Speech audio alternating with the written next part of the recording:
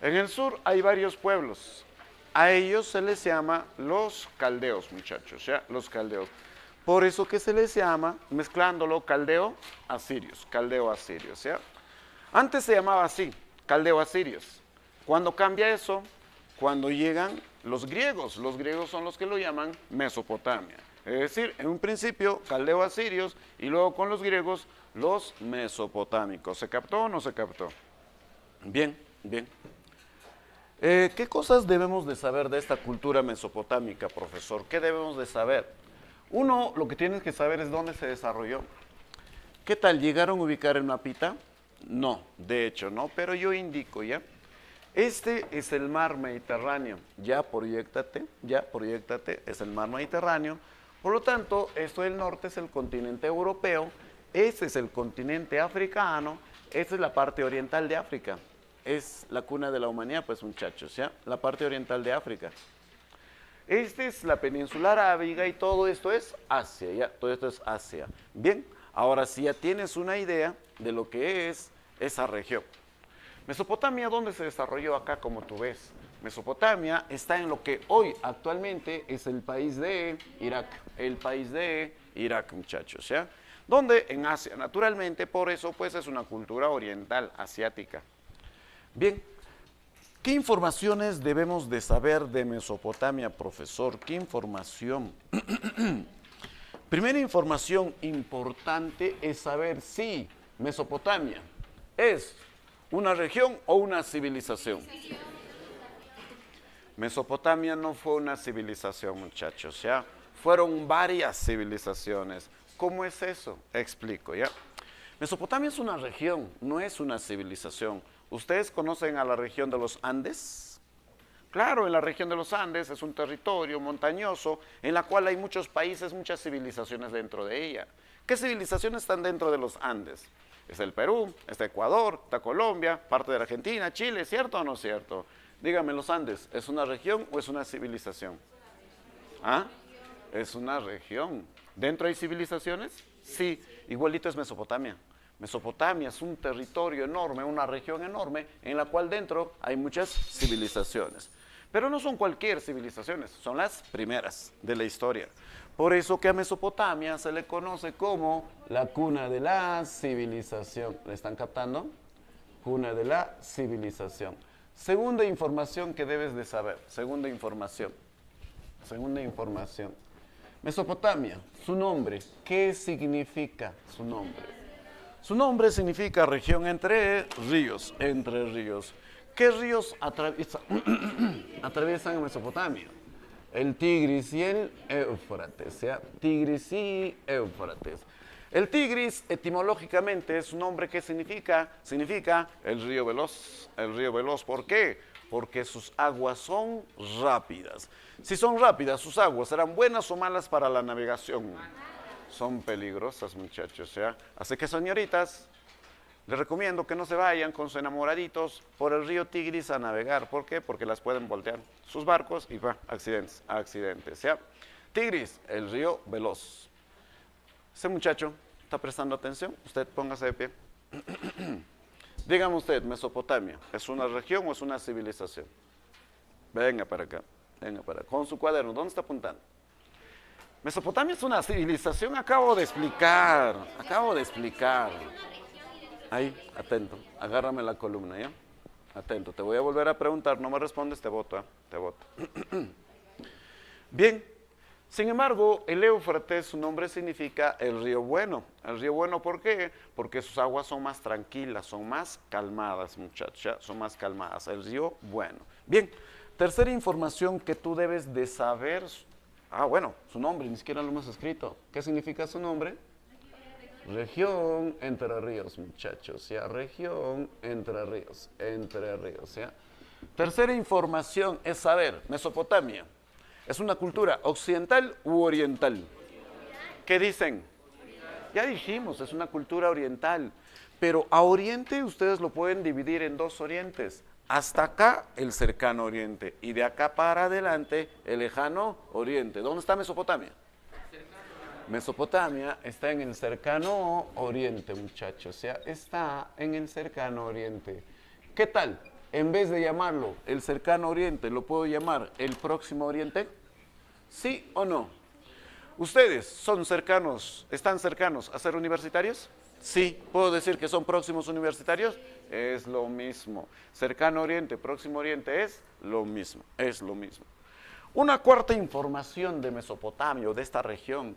Mesopotamia está dentro de una zona que tiene esta figura. ¿Qué figura tiene? De una media luna. Vamos, Mesopotamia está dentro de la media luna fértil. ¿Qué culturas están dentro de Mesopotamia? Está dentro de la media luna fértil. Hay varias, nos interesan dos. Está Mesopotamia y Egipto. Ambas están dentro de la media luna fértil, muchachos. O sea, ambas están dentro y adentro. Bien, ¿qué es la media luna fértil, profesor? ¿Qué es? Explico. Se llama media luna porque es una región que tiene forma de media luna, ¿ya? Se llama fértil porque sus tierras son fértiles. ¿Por qué? Porque están abonadas, están con bastantes nutrientes, están húmedas como nos gusta a nosotros, la tierra para trabajar naturalmente. ¿Qué es la media luna fértil? La media luna fértil, amigos míos, la media luna fértil es un COA. ¿Qué quiere decir COA? Explico. Significa Centro Originario Agrícola. A ver, muchachos, ¿qué significa? ¿Qué entienden por ese término? Centro Originario Agrícola, ¿qué entienden? Ahí que nace la agricultura y la ganadería. Es el lugar donde tiene origen la agricultura y la ganadería, por primera vez en la historia, muchachos. Pero profesor, acá en los Andes también, sí, pero es después. El primer lugar del mundo en la historia, pues va a ser acá, en la media luna fértil. Acá nace la agricultura. ¿Se acuerdan que hablamos del neolítico la semana pasada? Y sus grandes cambios, sedentarismo, propiedad privada, ¿se acuerdan o no? Acá es donde por primera vez estalla la revolución neolítica. ¿Cuáles son los primeros cultivos hechos en la historia? El trigo y la cebada. Los primeros animales domesticados de granja son las cabras y las ovejas. Cuyas después, ya muchachos, acá no hay cuyas después en los Andes centrales, ya. Esto es primero las cabras y las ovejas.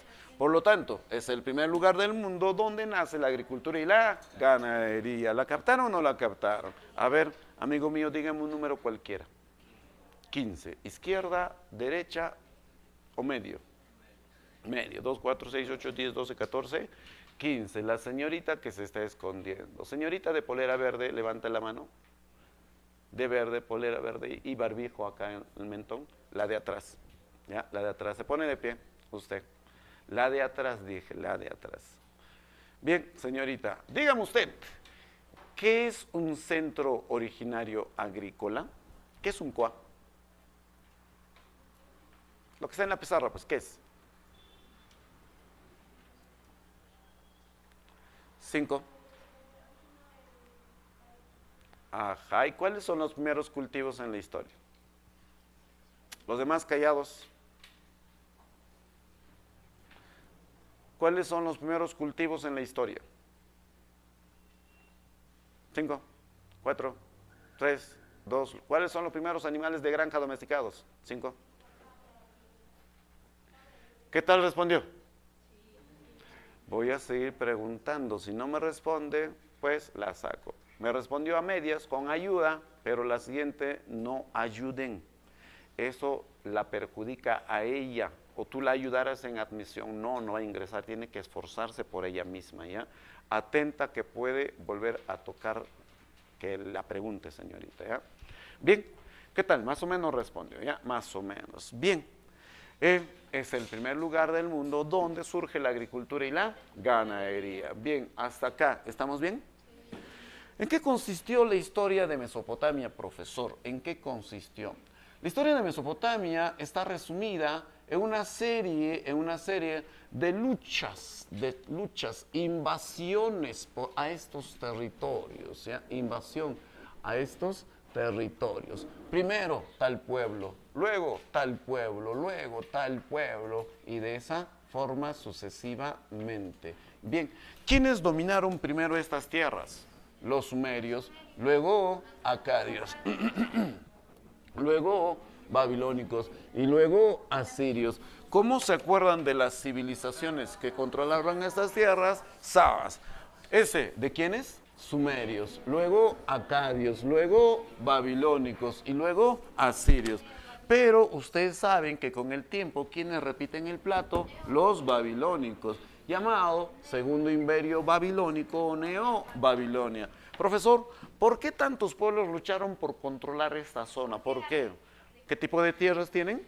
Fértiles, por eso mismo que su historia se basa en luchas constantes por el control de estas tierras, ¿ya?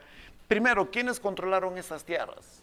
Los sumerios. Sumeria es la primera civilización de la historia, muchachos, ¿ya? Es la primera civilización de la historia, no hay otra antes, ¿ya? Es la primera civilización. Sin embargo, esta civilización no es como la que tenemos hoy en día, con una capital, con un solo presidente, no. Esta civilización está conformada por muchas ciudades y estas ciudades todavía no están unificadas. Cada ciudad se comporta como un estado independiente, de ahí su nombre, ciudades-estado, ¿ya? Ciudades-estado, ciudades-estado. ¿Por qué se caracteriza una ciudad-estado? ¿Por ser dependientes o independientes? Son independientes, cada uno tiene su propia economía, sus propios recursos, su propio gobernante, por ser autónomos e independientes. Por lo tanto, Sumeria, ¿qué tipo de civilización era? ¿Centralizada o descentralizada? ¿Qué significa descentralizada? ¿Estar unificada o sin unificar? Sin unificar, ¿ya? Bien, descentralizada. Cada ciudad-estado tenía un gobernante llamado Ensipatesi, muchachos, ¿ya? Los Ensipatesi, ¿cómo así llegaron al gobierno? ¿Quiénes los eligieron? ¿El pueblo o sus dioses? Por lo tanto, los primeros gobernantes, ¿qué tipo de gobierno tenían? ¿Eran democráticos o teocráticos? ¿Eran representantes del pueblo o de sus dioses? Así fue la historia. Los primeros gobernantes en todas las partes del mundo tenían la representación o eran representantes de Dios, muchachos. Ya son sacerdotes, ¿ya? Hay muchas ciudades-estado acá. Nos interesa esta ciudad-estado. La ciudad de Uruk. Uruk es la primera ciudad de la historia, muchachos, ¿ya? Es la primera ciudad de la historia. Es la matriz de Sumeria, ¿ya? Acá muchos inventos se hacen, como por ejemplo el ladrillo, el arado, la rueda. Vamos, el ladrillo, ¿para qué? La arquitectura. El arado, ¿para qué? Para la agricultura. La rueda, ¿para qué? El transporte, ¿cierto o no? De hecho, muchos más inventos se van a hacer acá. Sin embargo, su invento por excelencia va a ser la primera escritura de la historia. ¿Cuál es? La escritura cuneiforme. ¿Por qué se llama cuneiforme? ¿Por qué? Vamos, porque tiene forma de cuñas. Les pregunto, ¿sobre qué material se habrá escrito por primera vez? Sobre arcilla, ¿es correcto? Es correcto. Agarraban la arcilla. Uy, no traje, sí traje. Agarraban la arcilla de los cerros, de las montañas, armaban una especie de tablilla, le daban forma a esta tablilla, agarraban un buril, puede ser un carrizo, cualquier cosa, y aplastaban sobre la arcilla, la delineaban y la aplastaban, dejando cuñas, de ahí su nombre en forma de cuñas, cuneiforme. De hecho, se puede observar en la página 28 cómo elaboraban este tipo de escritura, la escritura cuneiforme. Esta escritura cuneiforme es la primera de la historia hasta ahora, ¿ya? Esta escritura cuneiforme por muchos años no se sabía qué contenía, qué significaba, pero con el tiempo será descifrada. ¿Quién la descifra? Este especialista, Henry Rawlinson, muchachos, ¿ya? ¿Cómo así Rawlinson llega a descifrar esta escritura? La descifra gracias a una roca, a la roca de Behistún, La roca de Behistún es una gran quebrada, un gran acantilado, como tú ves a Cuchimay, esa quebrada, así muchachos, ¿ya? En ella un monarca muy vanidoso manda a redactar una aventura que él tuvo, ¿ya? Una aventura, lo escribe así en la roca, en la pared, con escritura cuneiforme. Pero esa misma aventura, ese mismo contenido está en otros dos tipos de escritura más al lado, dice lo mismo. La cuneiforme no se sabe, pero las otras sí se sabe, por lo tanto, ¿qué hará Rawlinson para descifrarlo? Sí dice lo mismo. la compara y de esa forma astutamente llega a descifrar la escritura cuneiforme. Esta roca de Vejistún es muy antigua, de ahí su nombre, Vejestoria, así se acuerdan, ¿ya? Listo, hasta acá, ¿se captó o no se captó? Vamos, primera civilización de la historia. Sumeria, ¿centralizada o descentralizada? Sus ciudades-estado, ¿por qué se caracterizan por ser? Independientes. Vamos, los Encipatesi, ¿qué tipo de gobierno? Teocrático. Inventaron muchas cosas. Su aporte más importante, ¿cuál es? Escritura cuneiforme. ¿Descifrada por quién? ¿Con qué roca? Vejistún. Sin embargo, los sumerios no solamente nos van a heredar eso, no. Los sumerios nos van a heredar muchos más grandes aportes, como por ejemplo, uno de sus grandes aportes está en los sigurats. Los sigurats. ¿Qué son los sigurats? Correcto muchachos, ¿ya? Los sigurats son pirámides escalonadas. ¿Por qué escalonadas? Porque tienen escalones, ¿ya? Pirámides escalonadas. Estos sigurats son enormes, complejos, ¿ah? Enormes torres son estos sigurats, 90 y tantos hasta más metros de altura, ¿ya? Bien, ya sabemos que los sigurats son pirámides escalonadas, ¿ya? Sí, pero ¿qué funciones tienen estos sigurats? Veamos, ¿ya? Escuchamos. Bien, los Encipatesi, que son sacerdotes muy astutos, muy sabios, subían a lo alto de estos sigurats, subían a lo alto y estos veían el movimiento de los astros por muchas noches, muchos años y se dieron cuenta que cuando en ciertos meses los astros estaban en tal posición, llovía, pero cuando el siguiente año estos astros no estaban acá, no llovía. Ese patrón se repetía todos los años. ¿Para qué te servirá esa información? Para la agricultura, saber cuándo sembrar y no. Por lo tanto, primera función de estos sigurats, eran centros astronómicos. ¿Puedo decir que eran observatorios o no? Sí. Segunda función, ¿quién trabajaba en estos sigurats? Los Encipatesi, los escribas, los arquitectos, los funcionarios trabajan acá. Y desde acá, ¿qué hacen estos? A la ciudad-estado, lo administran, la gobiernan. Vamos, ¿quién hace eso acá en Huamanga? Nuestro alcalde, sus políticos, sus funcionarios. Vamos, ¿qué es la municipalidad de Huamanga? Es un centro administrativo, es igualito. Segunda función de los sigurats, eran centros administrativos también. En lo alto de este sigurat se levantaba un templo para su Dios. ¿No ve que el sacerdote vive acá y acá adoraba? El sigurat más importante adoraba a este Dios, al Dios Marduk, muchachos, ¿ya? Al Dios Marduk, ¿ya? Por lo tanto, tercera función, eran centros religiosos también, centros religiosos, ¿ya? Cuarta función, les pregunto, para esos tiempos, ¿la gente tributará? ¿Pagará impuestos? Pero no hay dinero. ¿Cómo pagan impuestos, por lo tanto? Con productos, con recursos, muchachos, ¿ya? Y todo lo que el Estado recolectaba, ¿dónde lo guardaría? En los sigurats. ¿Servía de qué? De almacenes. ¿Sería interesante ver la recolección de impuestos o no?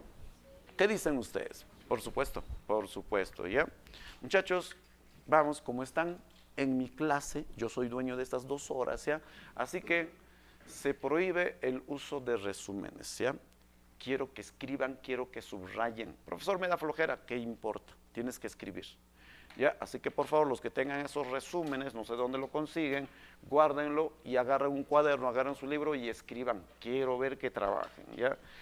Bien, sería interesante o no, muchachos, que ver que estos están recolectando los impuestos. Por supuesto. Bien. Acá tenemos en la página, me incomoda la bulla, escuchamos. En la página 34 tenemos la recolección de estos impuestos, ¿ya? Fíjense, acá tenemos a un escriba que está recaudando los impuestos. ¿Con qué tipo de escritura? Cuneiforme. Aquí está el sigurat, donde están llevando todos los impuestos, ¿ya? Señorita, ¿usted con qué va a tributar? Con sus animales, y lo guardaba, muchachos, lo apuntaba. Usted, señorita, ¿con qué va a tributar? Con sus productos, ¿ya? Bien, y así lo almacenaba. ¿Dónde? En los sigurats. ¿Servía de qué cosa? de almacenes, depósitos. Bien, lo decimos por lo tanto. Vamos, ¿qué eran los zigurats? No estoy preguntando sus funciones, ¿ah? ¿Qué eran los zigurats? Eran pirámides escalonadas. Vamos, las funciones en el orden respectivo. Uno, eran centros. Vamos, muchachos, ¿pueden sincronizar? Vamos a perder tiempo si siguen generando chacota. Uno, eran centros astronómicos. Dos, eran centros. Tres, eran centros. Y cuatro, eran almacenes. Almacenes, sea grandes, aportes, sea. Bien. Otra de las grandes herencias de los sumerios es que acá redactaron la primera obra literaria de la historia. ¿Cómo se llama? La epopeya de Gilgamesh, muchachos. ¿Ya? La epopeya de Gilgamesh. ¿Ya? Es la primera obra literaria de la historia. ¿De qué trata? Trata de la vida de Gilgamesh. Gilgamesh es un encipatesi, es un gobernante sacerdote, pero a su vez Gilgamesh era un semidios con poderes, de hecho era de grandes dimensiones este Gilgamesh. Gilgamesh era malo, era abusivo, muchachos, ya era un psicópata este Gilgamesh. Por eso que la gente se queja ante los dioses de este Gilgamesh, y los dioses castigarán a Gilgamesh.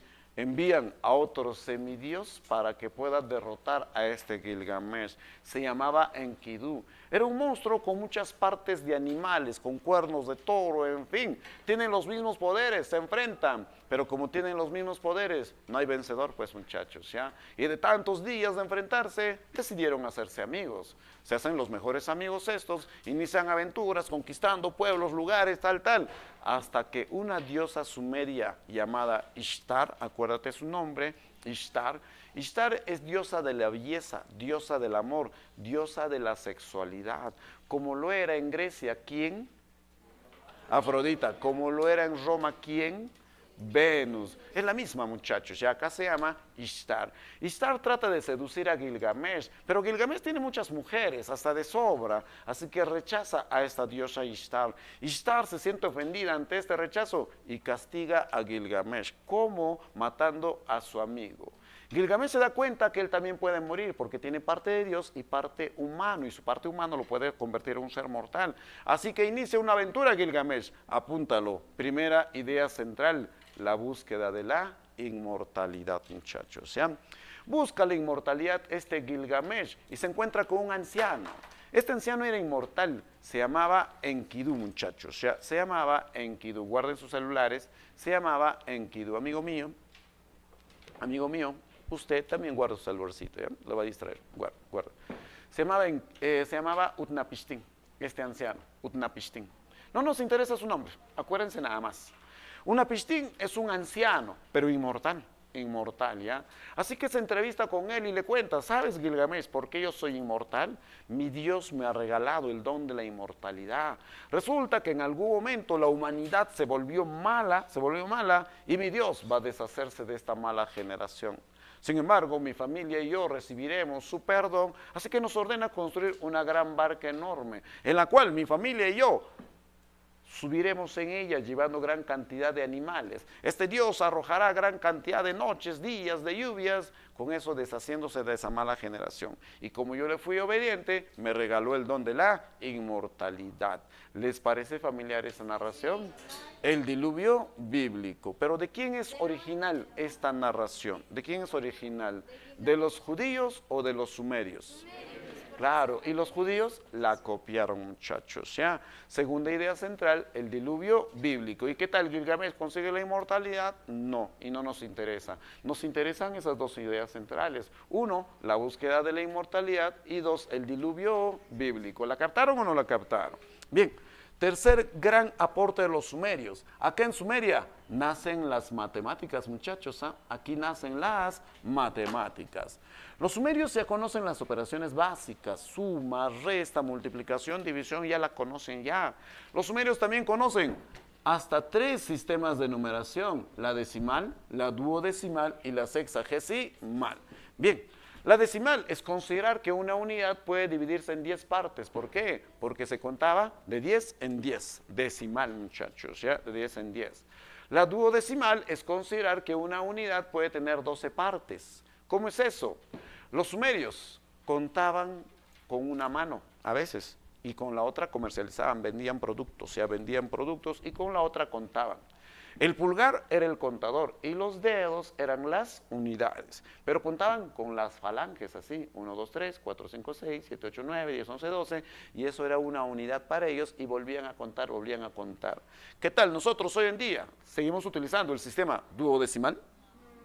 Ándate a comprar platos, cucharas. ¿En qué unidad te venden? ¿En decena o docena? Cómprate una caja de cerveza. ¿Qué viene? Docena. Seguimos utilizando. ¿Quiénes diseñaron el sistema duodecimal? Los sumerios. Ellos también conocieron el sistema sexagesimal. Considerar que la unidad puede dividirse en ¿cuántas partes? En 60. ¿Cuándo tenemos la necesidad de dividir la unidad en 60 partes? Para medir el tiempo. Una hora, ¿cuántos minutos? Un minuto, ¿cuántos segundos? 60. Ellos ya lo conocieron, estos tres sistemas, sea decimal, duodecimal y sexagesimal. De hecho, los sumerios son los primeros en dividir la circunferencia en ¿cuántos grados? En 360 grados, que hasta hoy la utilizamos, ¿ya? Los mesopotámicos ya conocían este valor. El pi, el 3.14, muchachos, ya la conocen ya. ¿Qué tal? ¿Nacen las matemáticas o no? De hecho, ya. Otro de los aportes de los sumerios, otro de sus aportes, es que acá ellos diseñaron el primer calendario formal de la historia. ¿Qué tipo de calendario? Lunar, lunar. ¿De cuántos días? 360. Profesor, ¿se equivocaron 5 días estos? Estamos hablando de una cultura de hace 5000 años antes de Cristo, pues avanzados para sus tiempos, muchachos, ¿ya? De nosotros, nuestro calendario, ¿qué tipo es actualmente? Solar, pero ellos lo hicieron en base a las fases lunares, ¿ya? Un calendario lunar de 360 días. De hecho, ellos se conocieron hasta los primeros 5 planetas. ¿Cuáles son ellos? Mercurio, Venus, Tierra, Marte, hasta Júpiter la conocieron, sin necesidad de telescopio ni nada. ¿Qué tal? ¿Tú podrás ver estos planetas sin telescopio? De acá no, pero de esa zona sí, muchachos, ¿ya? El gran logro de ellos es diferenciar planetas con estrellas, es el logro, ya diferenciaron astros con planetas y conocieron hasta estos 5 planetas. A ver si la captaron. Vamos, entre sus grandes aportes, uno, los sigurats. ¿Qué cosas son? Calonadas. Vamos, primera gran obra literaria, ¿cuál es? Gilgamesh. 2 ideas centrales, 1 y 2. Correcto, acá nacen las matemáticas y también ¿qué tipo de calendario? Lunar. ¿Qué? ¿Días? Vamos, ¿cómo termina esta cultura sumeria? ¿Cómo termina? Con la invasión de los asirios, muchachos, ¿ya? Asirios, ¿ya? Vamos, los asirios son el primer estado expansivo. ¿Con qué nombre se le conoce a aquel estado que se expande militarmente? Imperio. Si Sumeria es la primera civilización de la historia, los acadios son el primer imperio de la historia.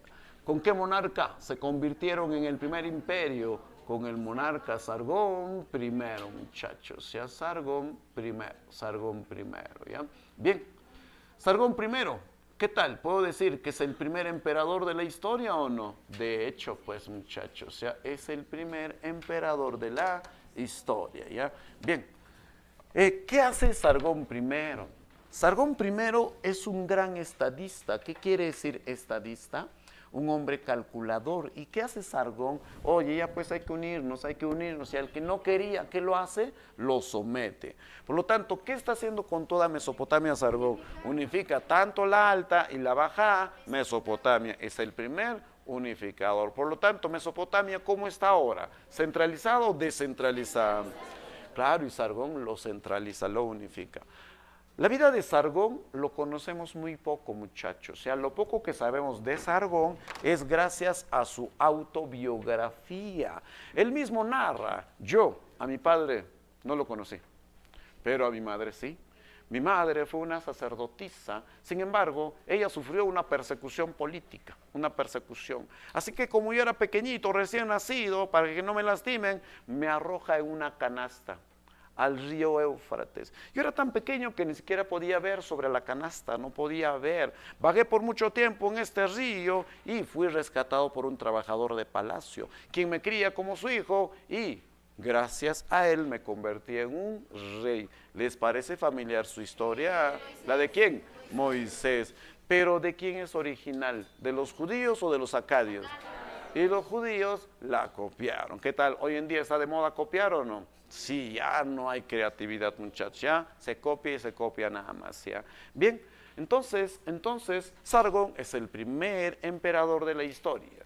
Bien, unificador. ¿Cómo termina esta historia de los acadios? Con la invasión de sus vecinos, los gutis. Los gutis son unos bárbaros, muchachos, pero con el tiempo, ¿quiénes controlan estas tierras? Los babilónicos, ¿ya? Bien. Babilonia, ustedes saben que va a gobernar hasta 2 veces estas tierras. Hablamos ahorita del primer gobierno de Babilonia.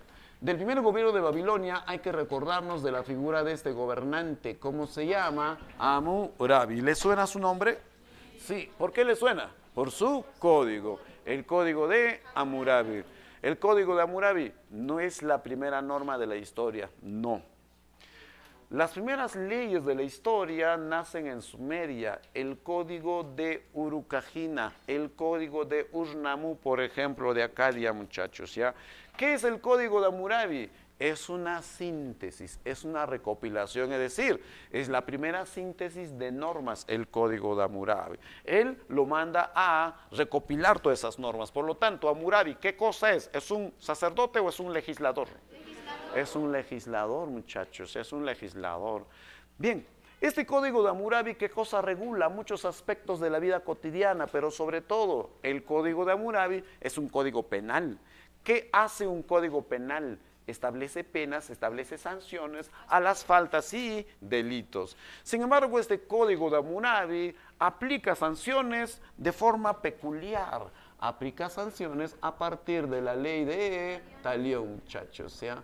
Bien, ¿qué es la ley de Talión? Explico. La ley de Talión es un principio del derecho penal antiguo que busca sancionar los delitos idénticamente a cómo fue el delito. De ahí su nombre, la ley de Talión. El Estado te va a sancionar tal y como fue tu delito. De ahí su nombre, Talión. Nosotros vulgarmente, como la conocemos, como el ojo por ojo, diente por diente. Si un hombre libre le rompe las piernas a otro hombre libre, ¿qué te hará el Estado? Lo mismo. Si un hombre libre le extrae los ojos a otro hombre libre, ¿qué te hará el Estado? Lo mismo. De ahí su nombre, Talión. Vamos, ¿qué tal? Sería interesante hoy en día volver a aplicar la ley de Talión en el Perú, ¿o no? Sí. ¿Seguros? ¿Qué tal, a ver, tu mamá, tu papá o tú mismo cometes una falta, una infracción, pero por negligencia nada más?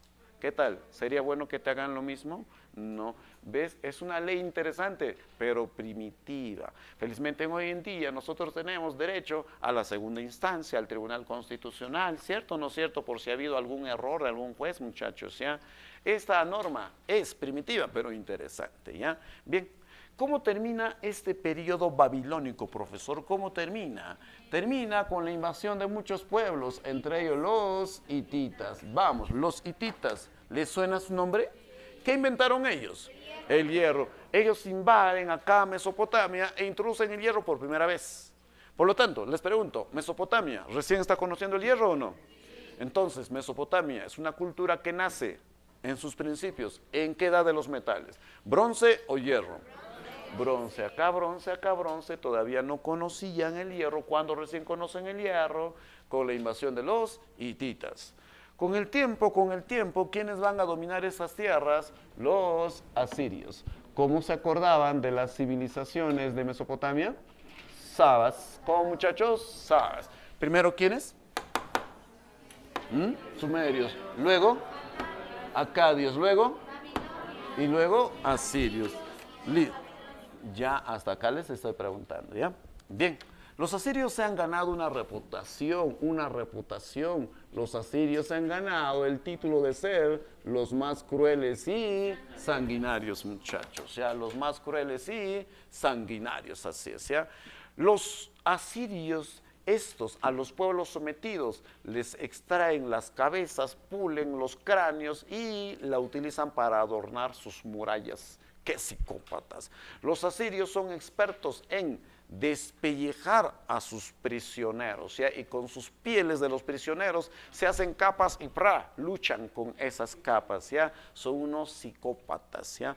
A nivel de la historia muchos pueblos van a despellejar, desollar, pero los más expertos eran los asirios. Ellos generaron el terror, buscando el respeto naturalmente, ¿ya?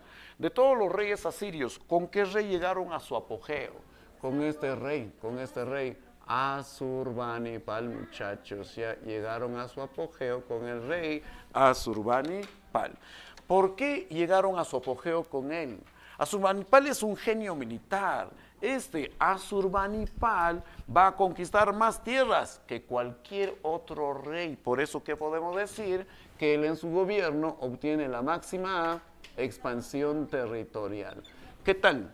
¿Fue apogeo eso o no? Sí, más tierras, más poder económico, más recursos, más poder. Pues ya, la máxima expansión. Asurbanipal es un genio, pero los genios no nacen, los genios se hacen. ¿Cómo se hizo él? Con lectura. Le gustaba la lectura a este Asurbanipal.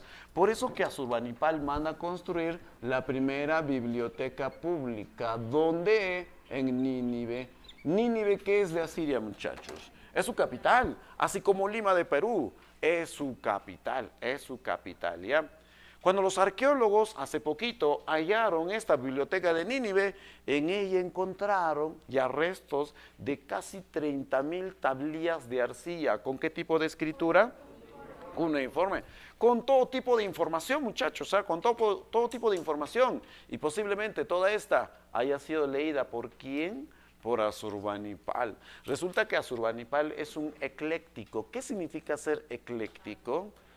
Una persona que le gusta saber de todo, de letras, de ciencias, de música, de arte, de todo. ¿Qué tal? En el salón, ¿habrá siquiera un par de estudiantes eclécticos? Siempre hay, un hito, dos hitos, siempre hay, que les gusta saber de todo, de música, de arte, de anime, de conocimientos, de todo, ¿ya? Así era Asurbanipal. Sin embargo, a Asurbanipal no le gustaba leer pues en la biblioteca. ¿Dónde le gustaba leer? En su jardín, debajo de la sombra de su árbol favorito. Imagínate un fin de semana, un sábado, un domingo, pues en un día soleado como lo va a ser hoy día, muchachos, leer debajo de la sombra de tu árbol favorito, ahí con tu limonadita, con tus snacks debajo de la sombra de tu árbol. ¿Sería interesante o no? Sí. Pero su árbol de este Asurbanipal era peculiar. Sus ramas estaban adornadas con cabezas decapitadas de reyes, brazos de generales, etcétera, etcétera, frescas, goteando todavía. Resulta que Asurbanipal era un psicópata. ¿Qué tal los psicópatas? ¿Son muy inteligentes o no? De hecho, pues ya confirmamos, ¿ya? Bien, los asirios se ganaron el odio de muchos pueblos, ya, el odio de muchos pueblos. Por eso que dos pueblos van a hacer una coalición. ¿Qué entienden ustedes por coalición? Es una unión político-militar, muchachos. ¿Ya el nombre correcto cuál es? Coalición, ¿ya? ¿Quiénes se unen? Dos pueblos, los babilónicos y los medos, muchachos, ¿ya? ¿Quiénes son los medos, profesor? Los medos son los primos de los persas, muchachos, ¿ya? Los medos son los primos de los persas, ¿ya? Son pueblos muy semejantes. Así que los medos hacen una alianza con los babilónicos. ¿Cómo hacen la alianza? Matrimonial. Príncipe de los babilónicos con princesa de los medos. Se casan, unen sus ejércitos, se van a la capital de los asirios. ¿Cuál es su capital? Nínive, la incendian, se independizan. Por eso que la biblioteca queda destrozada, pues. ¿Y qué tal, profesor? ¿Se independizan o no? Sí, pero ¿quién va a gobernar ahora estas tierras? ¿Babilónicos o medos? Babilónicos. ¿Y medos? No. Los medos no van a gobernar porque van a entrar en una guerra ¿con quiénes? Con los persas. ¿Quiénes van a gobernar ahora? Babilónicos. Pero profesor, Babilonia ya había gobernado. ¿Y qué? Ahora será la segunda vez que gobierne. A ese segundo gobierno se le va a conocer como Neo-Babilonia o segundo gobierno de Babilonia. Del segundo gobierno de Babilonia sobresale la figura de un gobernante. ¿De quién sobresale? de Nabucodonosor II. Nabucodonosor II, muchachos. Nabucodonosor II, ¿ya? Uy, qué difícil pronunciarlo. A ver, ¿quiénes lo pueden pronunciar mejor, varones o mujeres? Vamos a ver. Vamos, muchachos, solamente los varones. El varón que nos responde es un mediazo a la vista, ¿ya? Vamos, varones, repitan conmigo. Nabucodonosor. Uy, nosotros en una lo hemos conseguido. A ver, señoritas, ustedes, repitan conmigo. Nabucodonosor. Nabucodonosor no existe. No existe, ¿ya? Estas chiquitas. Vamos, Nabucodonosor. ¿Se acuerdan de la coalición entre estos dos? ¿Cómo le hicieron? Matrimonio. ¿Quién era el príncipe que se casó? Era Nabucodonosor, era Nabucodonosor. Y él, ahora que es rey, quiere complacer a su mujer, quiere complacerla. Así que quiere construírselo algo y necesita mano de obra. Así que él se va donde el pueblo judío, se va donde los judíos, destroza su templo de Jerusalén. ¿Se acuerdan o no se acuerdan del templo de Salomón? Los destroza, malo, Nabucodonosor. ¿Y qué les hace a los judíos? Los hace cautivos, generando con eso el primer cautiverio judío. Primer cautiverio judío. ¿Qué significa cautiverio? Hechos cautivos, hechos prisioneros, esclavos, muchachos, ¿ya? ¿Para qué quieren los judíos? Para construir una de las grandes maravillas de la antigüedad, los jardines colgantes de Babilonia, muchachos, ¿ya? Vamos, el padre de la historia. El padre de la historia, ¿qué nos dice sobre estos jardines colgantes? Nos dice que son los jardines más grandes que la humanidad haya podido conocer. Nabucodonosor manda construir una gran plataforma en la cual pone gran cantidad de tierras fértiles y sobre ella manda a sembrar árboles, plantas, flores de todo tipo. Sobre esta plataforma, otra plataforma y sobre esta plataforma más plantas, más árboles, más flores. Sobre esta plataforma, otra plataforma, y sobre ella más plantas, más árboles, y así sucesivamente, toda ella nutrida, irrigada por las aguas del río más tranquilito. ¿De qué río? Éufrates. Bien. Si ustedes quieren imaginarse cómo es o cómo ha sido esos jardines colgantes, puede ser acá para que sea más realista, muchachos, ¿ya? Fíjense qué enorme estos jardines colgantes, ¿ya? ¿Qué tal? ¿Qué tal? ¿Hoy en día seguirá existiendo estos jardines? ¿Sí o no? ¿Qué dicen? Ni una sola roca, ni una sola piedra, muchachos. ¿Por qué? Posiblemente no haya existido. ¿Ya? Quizá Heródoto, tú sabes que él exagera, quizá él haya visto un pequeño jardín y lo haya exagerado, ¿ya? Lo haya exagerado. Bien, sin embargo, él nos dice, sí, fueron los jardines más grandes, nos dice, todo eso para su mujer, ¿ya? Bien, otra de las grandes obras que hace ese Nabucodonosor con los judíos es haber construido la Torre de Babel. La Torre de Babel sí existió, sí existe. ¿Qué cosa fue la Torre de Babel? Un sigurat, ¿ya? Sin embargo, se ha creado un mito sobre esta Torre de Babel.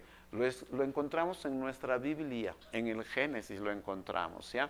Los judíos que señalan que un rey malo manda construir esa gran torre, pues quería llegar a los cielos este rey, pero como el Dios de los judíos es muy vanidoso para los judíos, pues castiga a esta gente. ¿Cómo los castiga? Haciendo que estos, al tratar de comunicarse, no se entiendan. Y de acuerdo a la tradición, de acuerdo a la creencia, es ahí donde nacen las lenguas. Este es un mito, es una tradición, pero la Torre de Babel, el Sigurat, sí existe, muchachos, sí existe, ¿ya? Bien, otra de las grandes obras de este Nabucodonosor es haber construido la puerta de Ishtar, muchachos, ¿ya? Ishtar, así es, ¿ya? ¿Qué es Babilonia? Babilonia es la capital del mundo para esos tiempos.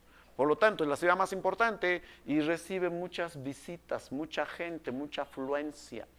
Es una ciudad cosmopolita. ¿Qué significa cosmopolita? Es una ciudad donde visita mucho tipo de gente de muchos lugares. Dígame ciudades cosmopolitas de hoy en día. Cusco, por ejemplo, ¿cierto o no? ¿Qué tal Nueva York? Los ángeles también o no. Así era Babilonia, muchachos. Por lo tanto, la puerta tenía que ser común y corriente. No, tenía que ser imponente. Así que Nabucodonosor manda a adornar la puerta de Babilonia con un mineral muy bonito, con un metal de color turquesa llamado lapislázuli, muchachos. ¿Ya? Cada ladrillo adornado por este mineral de color turquesa, adornado con figuras de leones, dragones, muy bonito, ¿ya? Claro, la puerta tenía que ser imponente. Hoy en día, ¿existe o no existe esta puerta de Ishtar? Sí existe, ¿ya? Claro, existe, muchachos, pueden ir de paseíto cuando sean profesionales, ¿ya? Bien, ¿quién es Ishtar? Dios del amor. Vamos, ¿quién es el dios más importante de Babilonia? El dios más importante de Babilonia es este de acá, Marduk, muchachos, el dios de la creación, Marduk. Sin embargo, como son politeístas, adoran también como dios secundaria, ¿a quién? A Ishtar. Imaginemos que nosotros ahorita seamos seguidores del dios Baco. Baco, ¿dios de qué cosa es? ¿Ah? Del vino, del alcohol, ¿cierto o no es cierto? Y en su aniversario, ¿nosotros qué haremos? Tomar hasta las últimas, muchachos, ¿ya? Para esos tiempos hay mucha gente que adora a la diosa Ishtar y en su aniversario, ¿qué harán? Diosa del amor, de la sexualidad, ¿qué harán? Las grandes orgías se realizaban en esta puerta de Ishtar. Las sacerdotisas de la diosa Ishtar, que eran señoritas muy bonitas y muy jovencitas, ofrecían sus servicios sexuales a los turistas. Por eso la afluencia de la gente, pues muchachos, ya. Y cobraban baratito. Hubiéramos aprovechado, muchachos, ya. Vamos. Por eso que los judíos, cuando llegan acá, ¿cómo la llaman a Babilonia? La gran ramera. ¿Cierto o no es cierto? Ya. Bien. Vamos. 3 grandes obras de este Nabucodonosor. 1, los jardines. 2, la torre de, y 3, la puerta de Ishtar. Nabucodonosor fallece como todos, ya, como todos, fallecerá. Y a su muerte gobernaron muchos reyes. Nos interesa el último. ¿Quién es el último? Nabónido. Vamos, repite conmigo, Nabónido. Vamos, mientras Nabónido está gobernando, su hijo se llama Baltasar, que no se convierte en rey, muchachos, ya, no se convierte en rey, ya. Bien, Nabónido, mientras está gobernando, ¿se acuerdan del conflicto entre medos y persas? ¿Se acuerdan o no? ¿Quién vence? Los persas, muchachos, ya, los persas. Y los persas inician un proceso de expansión. ¿De dónde a dónde? De oriente a occidente. Dirigidos por su mismísimo rey. ¿De quién estamos hablando? De Ciro II. ¿Puedo llamarlo Ciro el Grande? Sí, vamos, ya. Ciro II era trasladado en una litera, como el Inca, muchachos, ya. Era trasladado, ya. Así que Ciro II no bajaba, pero para llegar a Mesopotamia, para conquistarlo, sí baja Ciro II. Y desafía al rey de Mesopotamia. ¿Quién está como rey? Nabonio. Nabonio sale de palacio, se acerca a Ciro II, pero en vez de enfrentarse ante Ciro II, ¿qué hace Nabonio? Se arrodilla delante de Ciro II. Y aprovechando este Nabonio que está ahí abajo, este Nabonio a Ciro, incluso le besa ahí abajo, en sus botas. Me rindo, en señal de sumisión. Entonces, toda Mesopotamia termina sometido ¿por qué imperio? Persa. ¿De qué es rey persa? Ciro II. Mesopotamia no podía ser invadido, atacado por monstruos, por enfermedades, por demonios. ¿Por qué? Porque Mesopotamia estaba siendo protegida por unos seres antropomorfos llamados los toros alados, muchachos, ¿ya? ¿Qué son los toros alados? Son seres antropomorfos. Acá tenemos a este toro alado para que tengan una mejor idea, muchachos, ¿ya? En la página 40, ¿ya? Bien.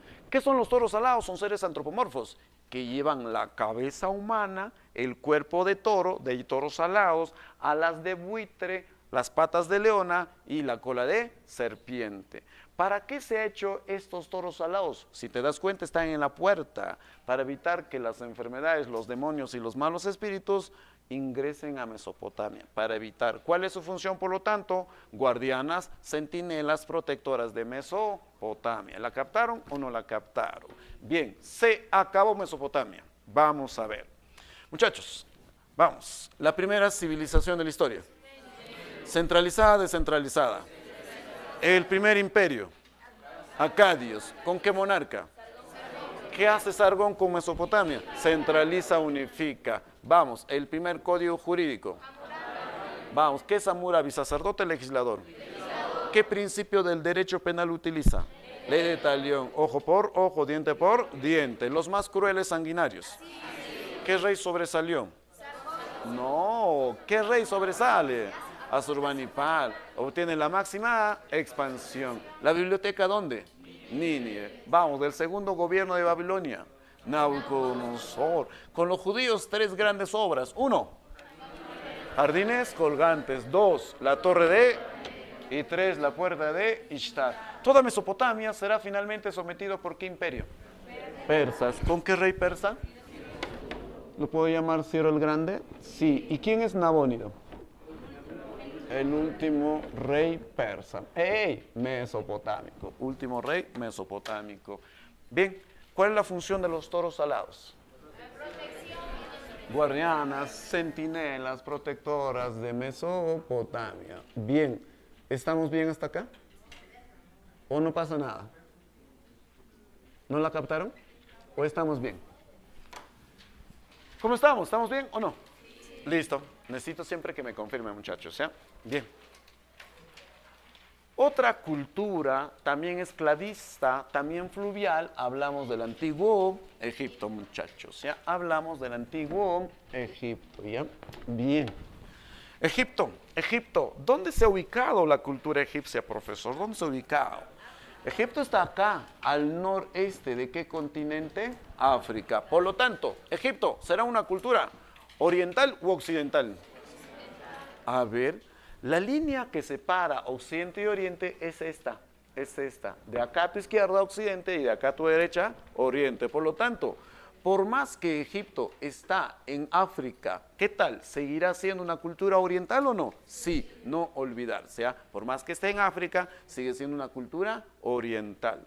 ¿Qué tal? ¿Egipto es una cultura fluvial, sí o no? Sí. ¿Y Mesopotamia? También. ¿Sus ríos de Mesopotamia? Tigris y Éufrates. ¿Y de Egipto cuál es su río? Nilo. El río Nilo. El río Nilo es el río más extenso de la tierra, ¿verdadero o falso? ¿Cuál es el más extenso? Ya te cambio de pregunta. ¿El segundo río más extenso? Nilo. El Nilo. Bien, el padre de la historia. El padre de la historia, Heródoto de Halicarnaso, ha llamado a estas tierras, lo ha llamado el don del Nilo, muchachos, ¿ya? El don del Nilo. Bien, ¿por qué lo ha llamado el don del Nilo? ¿Por qué lo ha llamado? Veamos, muchachos, ¿ya? El don del Nilo significa el regalo del río Nilo. ¿Por qué? Porque el río Nilo le da 2 regalitos a esta gente, ¿ya? Primer regalito que les da es el agua, naturalmente, ¿ya? ¿Qué sería de esas tierras sin agua? Seca, muerta. El segundo regalo es el limo, ¿ya? ¿Qué es el limo? El limo es pequeñas alguitas. Explico mejor. El limo es un fertilizante natural de color amarillo que hay en grandes cantidades en las aguas del río Nilo.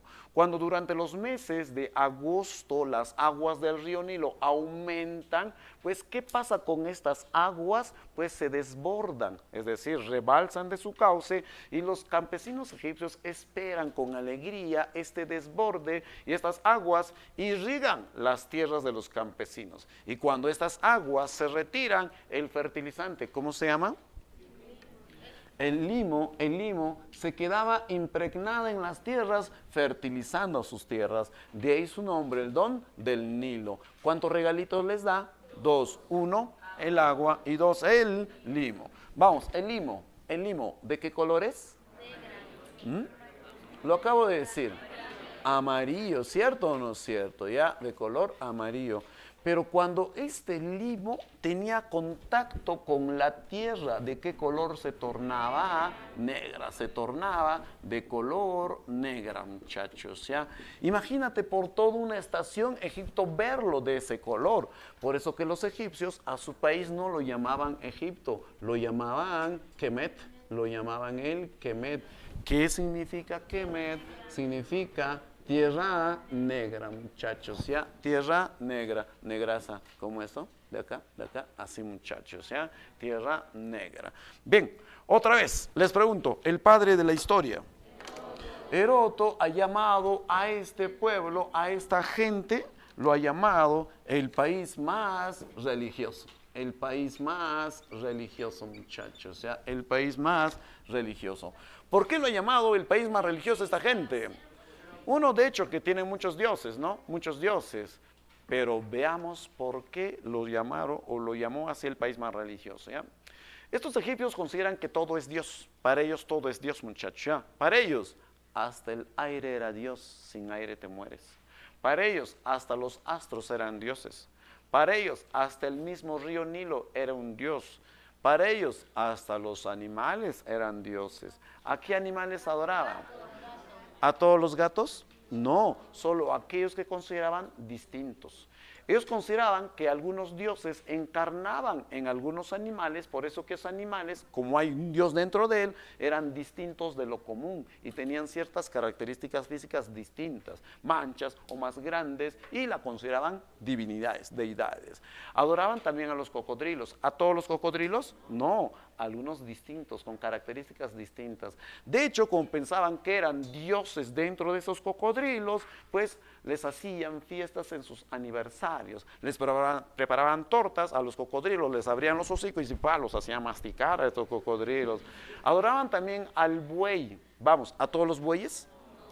Sino a los distintos, con ciertas características. Y como pensaban que el buey es macho, el que estaba dentro del buey era un dios macho, pues, muchachos. Y en su aniversario hacían que las señoritas más bonitas de sus tiempos bailasen alrededor de este buey completamente para el deleite del buey, y el buey observaba.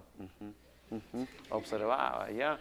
De hecho, cuando el buey moría, su cadáver era momificado de este buey con las mismas técnicas de momificación que el cadáver del faraón. Es decir, el buey no tenía nada que envidiar al faraón.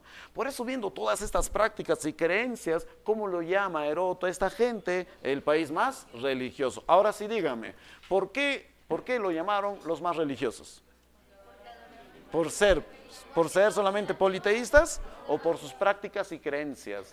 Prácticas y creencias, muchachos, ¿ya? Bien, hablemos de unos cuantos aportes de estos egipcios, ¿ya? Hablemos de su aporte en el campo de la astronomía. En el campo de la astronomía, ellos diseñaron un calendario.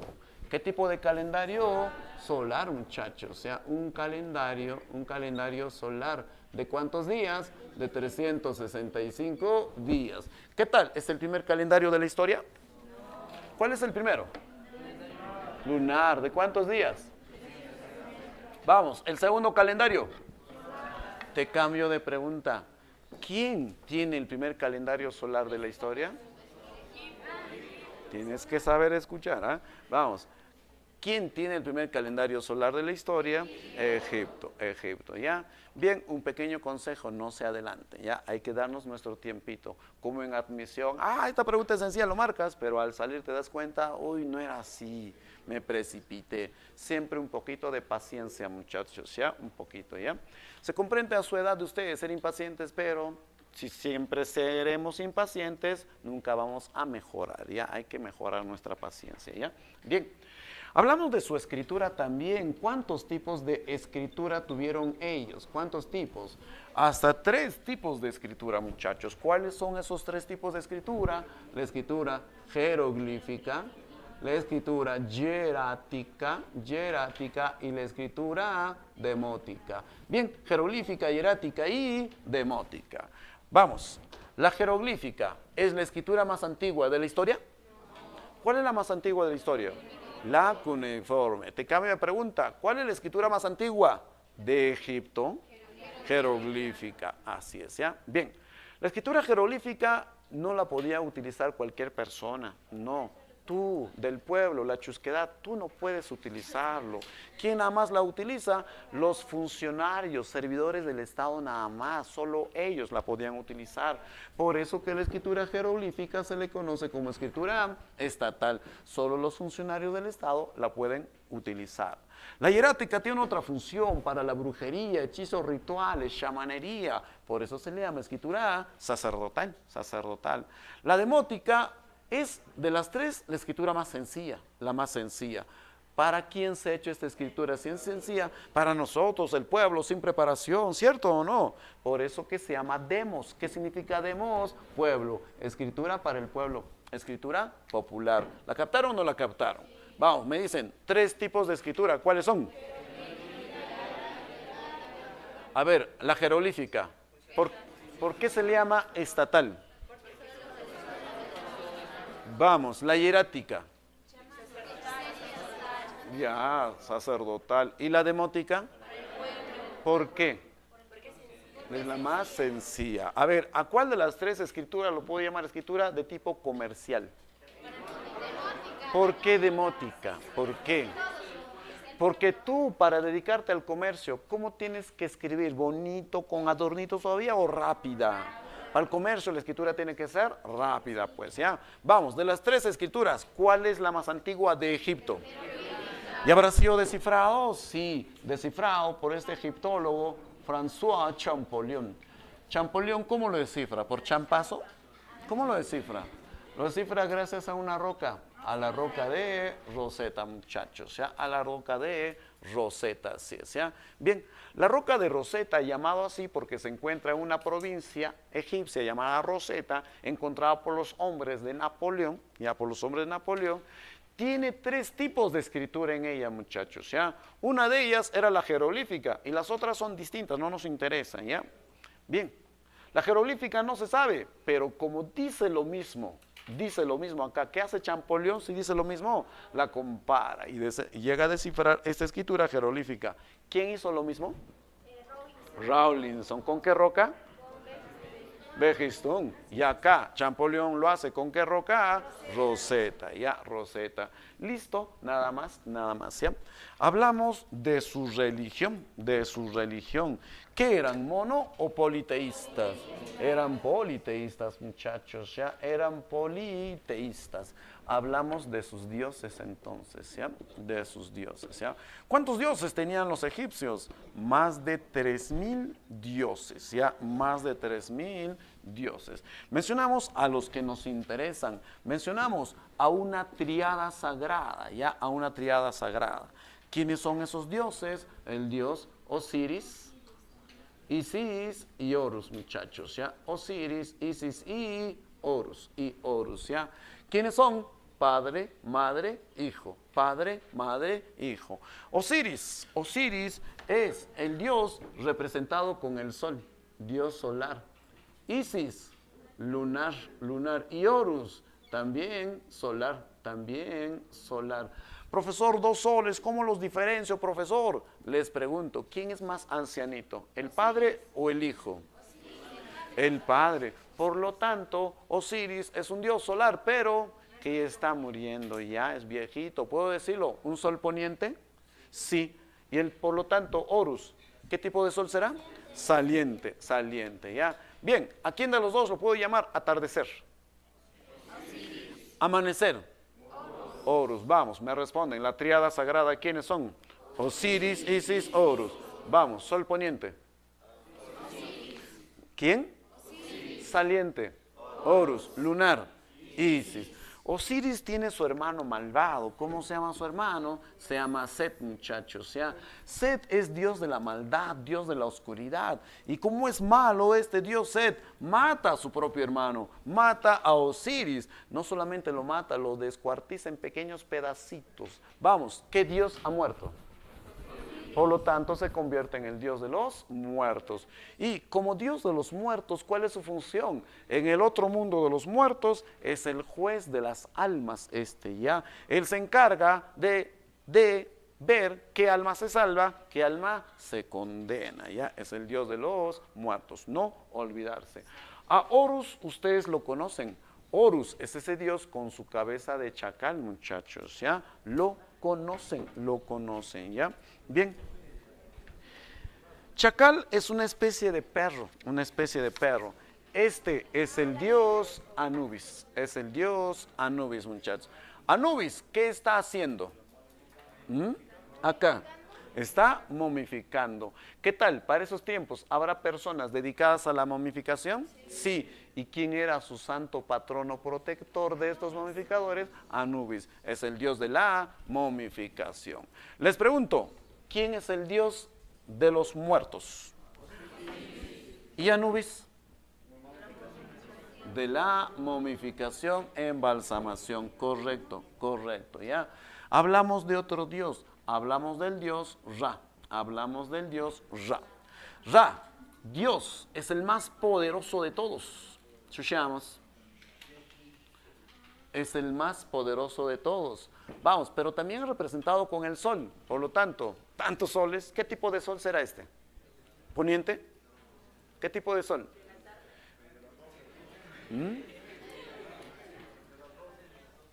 ¿A qué hora el sol es más poderoso?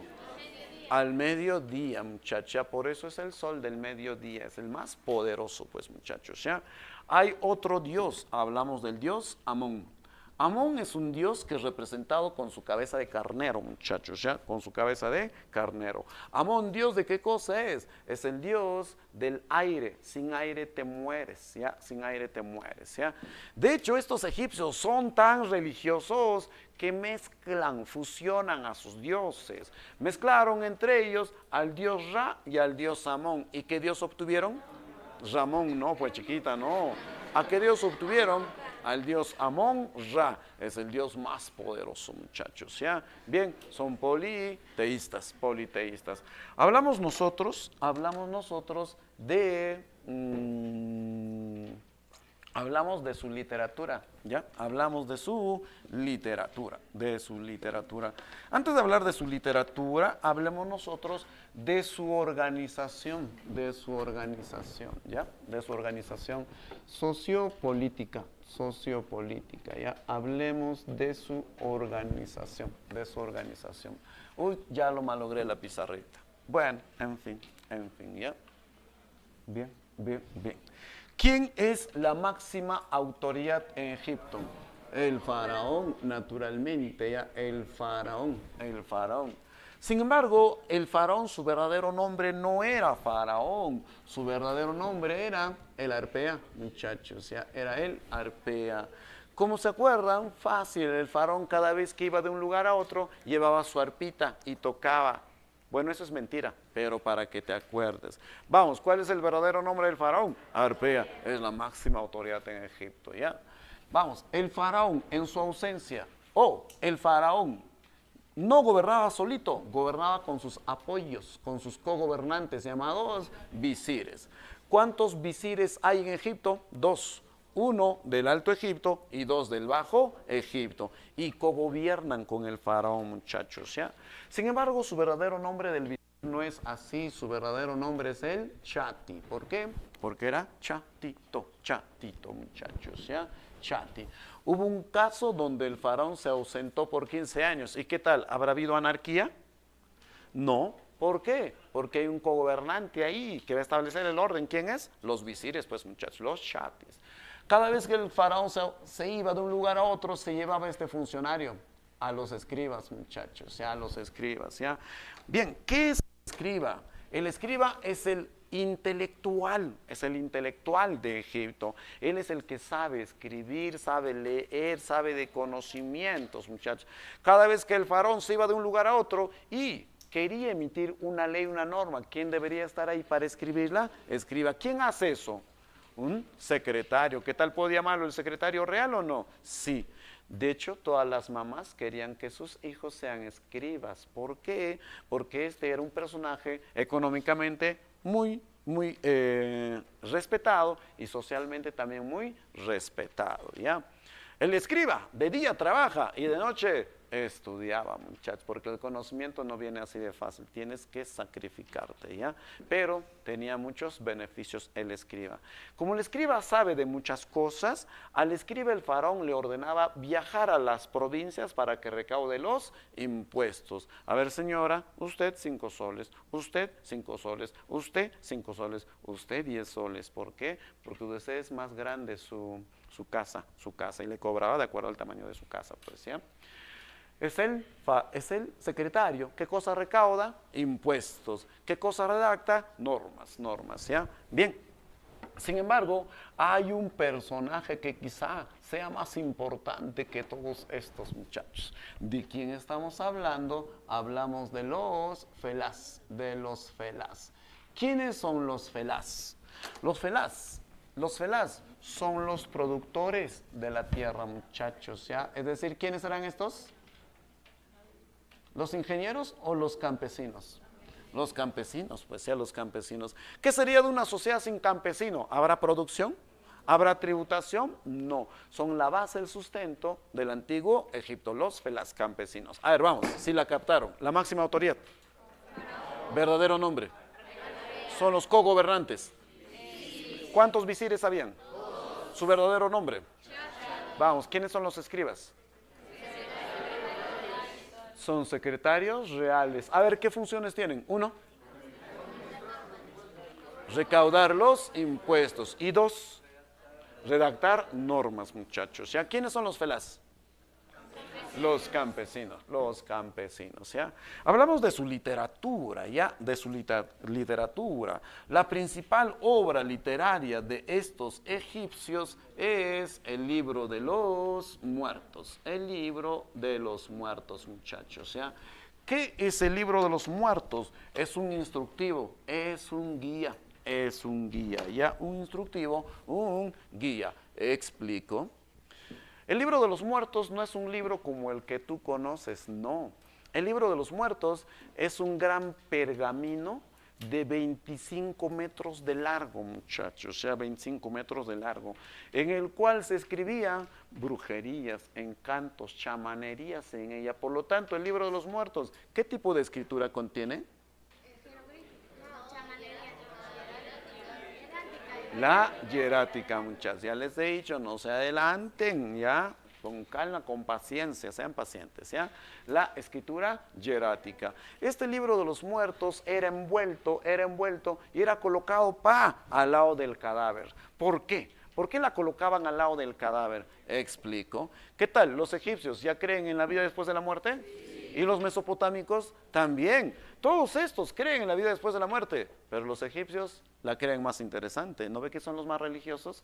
Pues ellos piensan que una vez muerta la persona, su almita de esta persona se saldría del cadáver y debería ir a ser juzgado al juzgado del dios Osiris. ¿Qué era el dios Osiris?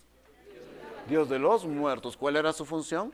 Juzgar las almas, ¿cierto o no? Pero no era fácil llegar al juzgado del dios Osiris, no era fácil, no era fácil. Pues te podías perder, tu almita se podía perder por ese laberinto, por ese limbo, podían devorarse esta almita. Sin embargo, ellos, los egipcios, creían que si a ti te enterraban con este libro de los muertos, este libro iba a aparecer en el otro mundo y te servía como una especie de mapa de guía. Te decía, andate por la izquierda, por la derecha, adelante, atrás, hasta el fondo. Así te decía, ¿no? Y gracias al libro de los muertos, tu alma llegaba sano y salvo al juzgado del dios Osiris. A ver, muchachos, ¿qué es el libro de los muertos, por lo tanto? Un guía, ya. Ahí está el dios Osiris, muchachos, ya. Ahí está el dios Osiris en su mesa de juez. Y aquí están las almas esperando a ser juzgadas, Bien, de hecho, acá tenemos un pequeño extracto del libro de los muertos en la página 51, un pequeño extracto. Este es el dios Osiris de color verdoso y aquí están las almas esperando a ser juzgadas. ¿Ya? Bien, en el medio de esto escuchamos, o la señorita lo explica. ¿Usted lo explica? ¿O yo? A ver, que la señorita explique. ¿Y ahí quién va a hablar? ¿Usted o yo? ¿Le explica después? Ya me desconcentré esta parte, lo voy a obviar, ¿ya? Bien, en el medio aparecía el dios con su cabeza de chacal, ¿quién es? Anubis. Y en uno, con una balanza, en uno de los platos de la balanza colocaba la pluma sagrada del dios de los cielos, ¿quién es? Horus, muchacha, Horus. Y en el otro plato, ¿qué cosa colocaba? Tu corazón. Se creía que en tu corazón estaban tus buenas y tus malas acciones, ¿ya? Mientras más pecador hayas sido, más pesada tu corazón. Mientras más hombre bueno hayas sido, más ligero tu corazón. Es decir, mientras tú hayas muerto siendo pues pecador, enfermo, ahí, ¿verdad? Enferma sexual, etcétera, así como las chicas, tu corazón iba a pesar más que la pluma. ¿Y qué castigo te daba el dios Osiris por haber sido malo? Que tu alma sea devorado por un monstruo. Sin embargo, si tú habías muerto, pero habías sido bueno, gentil, amable, así como nosotros los varones, pues tu corazón iba a ser tan ligero que iba a equilibrar con la pluma. Te salvabas, pues, te salvabas. ¿Y qué regalo te daba el dios Osiris? Que tu alma pueda venir y descansar en lo que antes había sido tu cadáver. No reencarnar, sino descansar. Pero ¿qué pasa si tu familiar a tu cadáver no lo ha momificado? No lo ha momificado. Pues tu cadáver se ha podrido, el alma vendría y no reconocería su cadáver, su rostro. ¿Y qué haría el alma? Vagaría buscando su cadáver, molestando a las familias. ¿Qué tal? ¿Tú quieres que pase eso con el alma de tu familiar? No, por lo tanto, ¿qué tienes que hacer con el cadáver de tu familiar? Momificarlo para que el alma venga acá y descanse eternamente. De ahí la necesidad que tienen ellos de momificar, muchachos, ¿ya? Bien, ¿cuál es la meta final del alma según ellos, por lo tanto? Que su alma, ¿dónde va a descansar? ¿En el paraíso o en su cuerpo?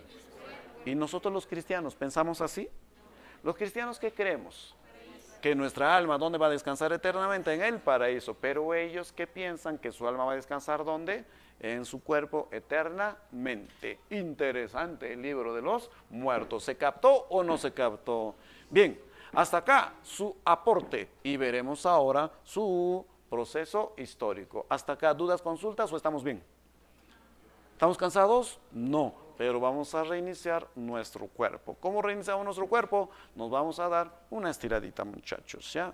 Aquel que nos estire es porque nos ha bañado toda esta semana. Me voy a dar cuenta de dónde viene ese mal olor, me voy a dar cuenta, ¿ya? Y señoritas, ustedes nos tienen que colaborar, nos tienen que dar una jaladita, nos tienen que colaborar, Muchachos, pidan nada más. Señorita que no colabore no va a ingresar, no va a ingresar.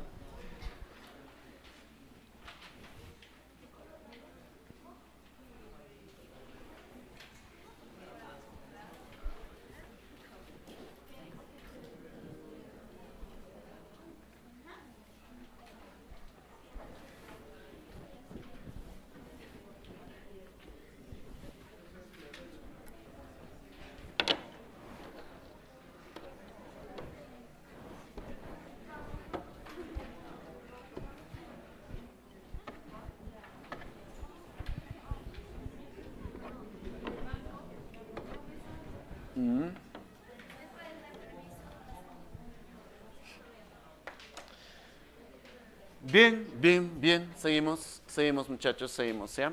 Bien.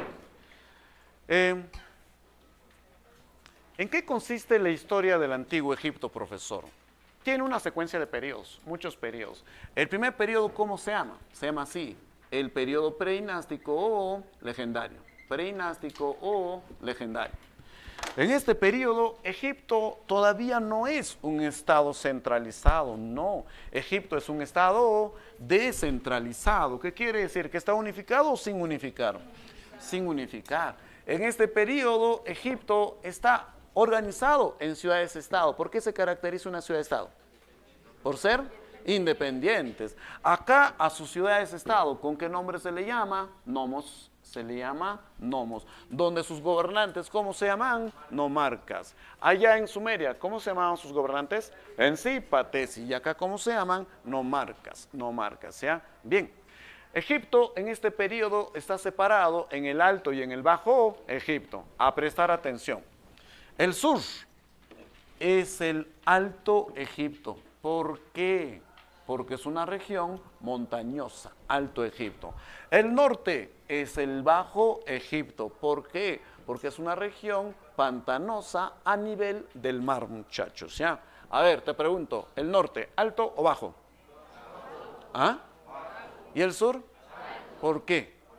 Montañosa. ¿Y el norte? Pantanosa abajo, ¿ya? Bien, así está organizado Egipto, muchachos, ¿ya? Alto, bajo, descentralizada en un principio.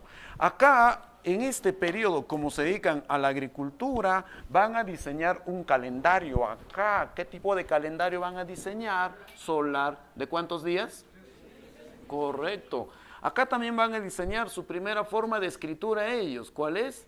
La jeroglífica. ¿Ya descifrada por quién? Champollion. ¿Gracias a qué roca? Rosetta. Bien, vamos, cuadro comparativo. Mesopotamia, Egipto. Vamos, Mesopotamia. ¿Qué tipo de calendario? ¿Ah?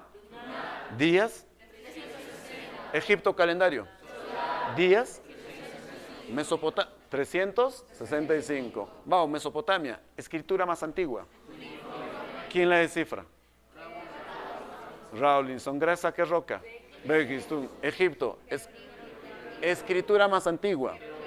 La descifra roca Rosetta. Nada más en este periodo, ya nada más. El siguiente periodo, ¿cómo se llama? Tinita.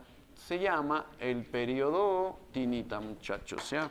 ¿Por qué se llama Tinita? Porque acá la ciudad que sobresale va a ser la ciudad de Tinis.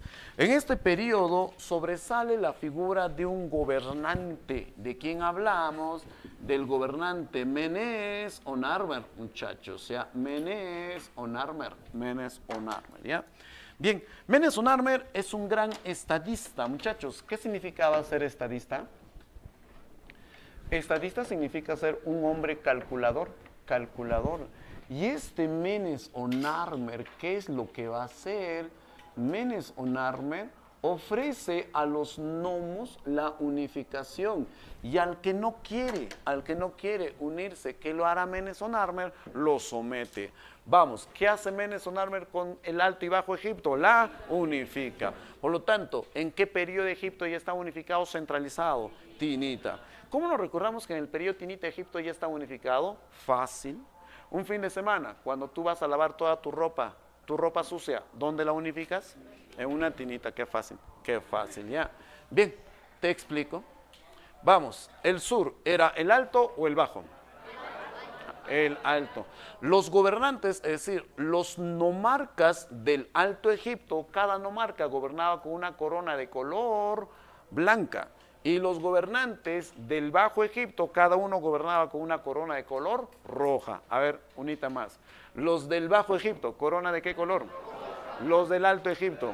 Sin embargo, Menes Onarmer, al conquistar todo, va a utilizar una corona de doble color, rojo y blanca. ¿Qué simboliza eso? La unificación, es decir, Menes Onarmer va a ser el rey de todo. Yo soy el dueño de todo, rojo y blanco, muchachos, ¿ya?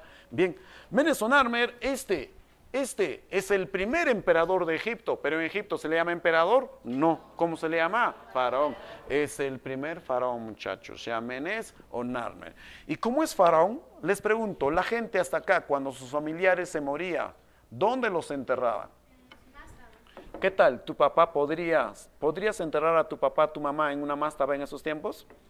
No, porque no tienes dinero. Los campesinos no entierran todavía en mástabas, sino en las montañas se enterraban ya. Bien, en hipogeos. Sin embargo, Menes Onarmer ya es un faraón, ¿ya tiene recursos o no? Y él no quiere enterrarse así como gente común y corriente.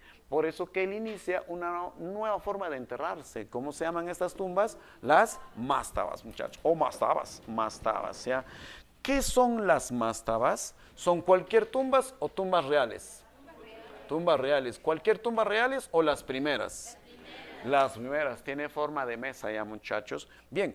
Las mástabas son las primeras tumbas reales en Egipto. Dígame, ¿una mástaba ya es una pirámide? ¿Sí o no? Todavía, si no se llamaría pirámide, pues ya. Bien, con el tiempo, Egipto sigue creciendo. ¿Con qué nombre se le conoce a aquel estado que se expande?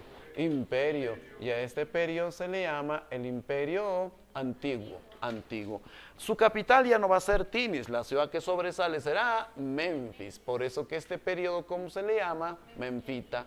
Profesor, dos nombres, ¿cómo me acuerdo de sus dos nombres? Fácil, así, antiguo, Memfita, antiguo, Memfita. ¿Cómo te acuerdas? Como cuando rezas. Amén, así nos recordamos. Muchachos, ¿cómo nos recordamos? El primer nombre, antiguo, el otro, Memfita. Es en este periodo donde las mastabas aumentan de tamaño para convertirse en pirámides, muchachos. ¿Ya? Es acá donde se van a levantar las pirámides. ¿Cómo se llamó la primera pirámide? La primera pirámide es la pirámide de Zoser, muchachos. ¿Ya? Esta es la primera pirámide de la historia y de Egipto, ¿ya? Vamos, ¿qué tipo de pirámide es esta? Es escalonada. ¿Por qué se llama escalonada? Porque tiene escalones. ¿Cuánto mide esta pirámide? Sus 60 metros de altura, muchachos. Profesor, yo pensé que las pirámides eran más bonitas así. Claro, con el tiempo se van a volver así. ¿Qué tipo de pirámides son estas? ¿Escalonadas o lisas? Lisas, muchachos, ya lisas, ¿ya? Bien, si tú quieres saber dónde están estas pirámides, tienes que irte a esta región. ¿Cómo se llama esta región? Se llama Gizeh, muchachos, ¿ya? O si tú quieres, puedes llamarlo Giza. ¿Han escuchado de las pirámides de Giza o no? Estas son, pues, muchachos, ya, estas son. ¿Cuáles son esas pirámides de Giza? ¿Cuáles son? Son las más altas, ¿Cuáles son ellas? La pirámide de Keops, la pirámide de Kefren y la pirámide de Miserino. Keops, Kefren y Miserino. Bien, Keops, ¿qué altura tiene? 146 metros de altura. Kefren, 143. Y Miserino, sus 63 metros de altura. ¿Cuál es la más alta? Keops. Vamos, ¿es escalonada o lisa? Y Keops fue la más alta de todas las pirámides, muchachos. Hoy está desgastada, pero fue la más alta de las pirámides, ¿ya? Bien, vamos. Al lado de las pirámides también se va a encontrar una gran construcción. Se va a encontrar una esfinge. ¿Qué es la esfinge? ¿Qué es? No te estoy preguntando cuál es su función. ¿Qué es la esfinge? Definamos. Ya, explico. La esfinge es una construcción monolítica. ¿Qué quiere decir monolítica? Hecha de un solo bloque de piedra, tallada en un solo bloque de piedra, ¿ya? De 20 metros de alto por 73 metros de largo, ¿ya? Lleva la cabeza de un humano y el cuerpo de un felino, Bien, ahora sí, ¿para qué se ha hecho esta esfinge? ¿Para qué? Ya, algunos ya lo saben. Veamos, les pregunto. Vamos, una pirámide, ¿qué es? ¿Una casa o una tumba? Dentro está la momia ¿de quién? Del faraón. Y dentro de la momia, ¿qué está descansando ahí eternamente? Su alma. Y los egipcios no querían que los malos espíritus vengan acá y alteren el descanso eterno de estos grandes señores. ¿Quién se encargaba de espantar a estos malos espíritus? La esfinge. Por lo tanto, ¿cuál es su función? Guardianas, centinelas de las pirámides. ¿Quién cumplía ese mismo rol en Mesopotamia? Toros alados. ¿Y acá quién, muchachos? La esfinge. ¿Qué pasó? En este periodo del Imperio Antiguo Menfita, los cargos burocráticos más importantes, imagínense ya, de gerentes, de gobernantes, de alcaldes, van a ser ocupados por sacerdotes. Por lo tanto, ¿quiénes tuvieron las decisiones más importantes? Los sacerdotes, y cada vez acumulaban más poder. En síntesis, ¿quiénes ganaban más poder? Sacerdotes. ¿Y quién se debilitaba en poder? El faraón. Y los sacerdotes, al tener más poder, van a entrar en un periodo de corrupción. Siempre el poder va a generar corrupción, muchachos. ¿Ya? Esa corrupción de los sacerdotes no va a ser del agrado de la población. Los nomos, ¿se acuerdan que había sido unificado ya los nomos? ¿Quién lo había unificado? Menes o Narmer, ¿cierto o no cierto? Bien, los gnomos van a estar insatisfechos con este gobierno sacerdotal de corruptos, pues ¿qué van a hacer? Van a protestar, tal gnomo va a protestar, así como el Perú hace poquito protestó. ¿Y qué va a pasar? Pues se separa, ¿ya? Se separan esos gnomos. De lo que estaba centralizado, se separa. A ese periodo de descentralización, ¿con qué nombre lo vamos a llamar? El primer intermedio. No es cisma, cisma es para siempre, ¿ya? Esta no es una separación para siempre, es el primer intermedio. Si yo te pregunto, los intermedios, ¿por qué se caracterizan? ¿Porque Egipto está centralizado o descentralizado? Descentralizada. Y en este caso, debido a la corrupción de ¿quiénes? Sacerdotes. Se acabó este periodo debido a estos sacerdotes. Por lo tanto, ¿en qué periodo Egipto levanta las grandes pirámides? Antiguo o menfita. ¿Cómo nos recordamos que es la época de las pirámides? Fácil. ¿Cómo se acordaban? Y cuando estás haciendo tu amén, ¿qué estás dibujando? Una pirámide. Qué fácil, qué fácil.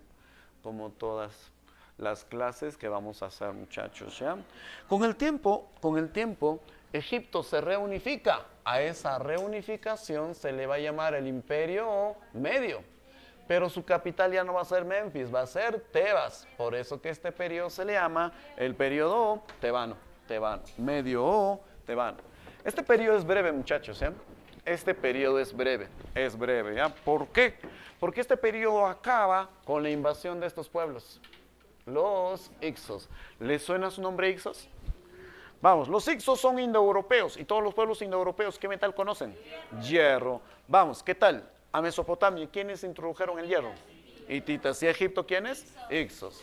Pregunta, por lo tanto, ¿Egipto es una cultura que nace estando en la edad de hierro? ¿Nace en qué edad? Bronce. Acá, bronce. ¿Cuándo recién conocen el hierro? Medio tebano, con la invasión de ¿quiénes? Ixos. Introducen armas de hierro, introducen los carros de guerra, introducen el caballo, someten a los egipcios. ¿Y cuál es la capital de Egipto acá, muchachos? Tebas. Pero como los Ixos invaden, establecen su propia capital. Ávaris, muchachos, ¿ya? ¿Qué pasa con Egipto? Vuelve a fragmentarse. Vamos, ¿qué número de intermedios será? ¿El primero o el segundo? El primero, ¿quiénes la generaron? ¿Y el segundo, quiénes? Los Ixos. Pero con el tiempo, Egipto se vuelve a reunificar, y ese periodo, ¿cómo se le va a llamar? El Imperio Nuevo. Profesor, ¿qué tal? ¿Expulsan a los Ixos? Sí. ¿Cuál era su capital de estos? Ávaris. Y los egipcios destrozan Ávaris y hacen que Tebas vuelva a ser la capital. Por eso que este periodo se le llama Neotebano. ¿Qué significa Neotebano? Nuevamente, ¿cuál será la capital? Tebas. Y no es cualquier periodo, es el periodo de máximo apogeo. Apogeo, muchachos, ¿ya? ¿Por qué es el periodo de máximo apogeo, profesor? ¿Por qué? Porque acá Egipto tendrá grandes gobernantes. Imagínate en el Perú tener grandes gobernantes intelectuales como Paniagua, por ejemplo, como Sagasti, por ejemplo, muchachos, ¿ya? Por ejemplo, ¿habrá más intelectuales? No hay más, ¿no? No hay más. Bien, Alan García también intelectual, muchachos, ¿ya? Bien. No la malogren, pues, muchachos, estábamos bien. ¿Acá hay grandes faraones? Sí, de hecho. De la talla, por ejemplo, de este faraón, Ramsés, muchachos, ¿ya? Ramsés II. Vamos, ¿qué nos recordamos de Ramsés? Ramsés, se enfrenta con los inventores del hierro. ¿Quiénes son los inventores del hierro? Los hititas, ya, los hititas. Vamos, muchas batallas se van a enfrentar ellos y la última batalla es la batalla de Kadesh. ¿Quién vence en Kadesh? ¿Egipcios o hititas? Ninguno. Hay un empate técnico, muchachos, ya. Y luego de esta batalla se procede a hacer algo importante, un tratado de paz. ¿Cómo se llama esa paz? La paz de Kadesh. ¿Qué es la paz de Kadesh? Es el primer tratado de paz internacional, muchachos. ¿Ya? Es el primer tratado de paz internacional. ¿Entre qué pueblos? Egipcios e hititas. Con eso haciéndonos saber que entre pueblos nos podemos llevar bien.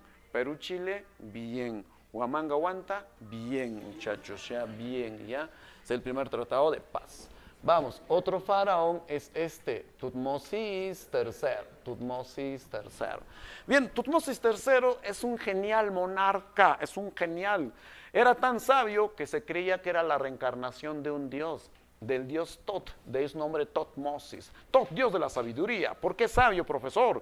Este conquista desde la primera catarata del Nilo hasta el río Orontes que está en Fenicia. ¿Qué podemos decir de él? Obtiene la máxima expansión. Bien, por eso que se le comparó a este Tutmosis con un personaje actual, con Napoleón. Lo llamaron el Napoleón egipcio, muchachos, ya, el Napoleón egipcio. Hablamos de otro faraón, hablamos del faraón Amenofis IV. Amenofis IV, muchachos, ¿ya? Bien, Amenofis IV, este es un hereje. ¿A quién se le llama hereje?